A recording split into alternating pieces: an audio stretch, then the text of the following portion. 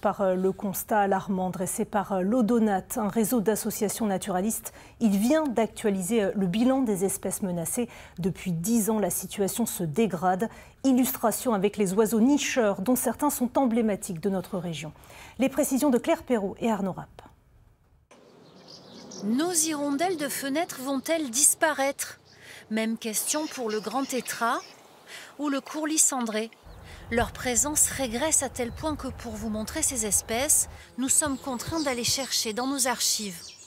Le courlis, justement, frôle la disparition, passant de 300 couples en Alsace dans les années 70 à moins de 10 actuellement. La raison est bien connue, c'est la disparition des milieux dans lesquels nichaient ces oiseaux. Les grandes prairies humides sont remplacées par des champs de maïs et la destruction des habitats, c'est la principale cause de régression des oiseaux et des espèces en général. La Ligue de protection pour les oiseaux participe au comptage des espèces depuis les années 50. Mésanjupée, je vais la saisir, mésanjupée. L'opération est immédiate. Plus d'1 million de données sont collectées chaque année. Le réseau Odonat espère ainsi peser sur les décisions politiques.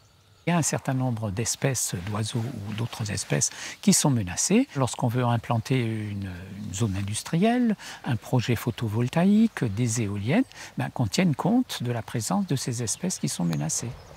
Et ce travail minutieux, réalisé depuis des décennies, fournit des résultats. Grâce aux zones protégées, on constate par exemple un retour du balbuzard pêcheur. 2 couples ont été identifiés.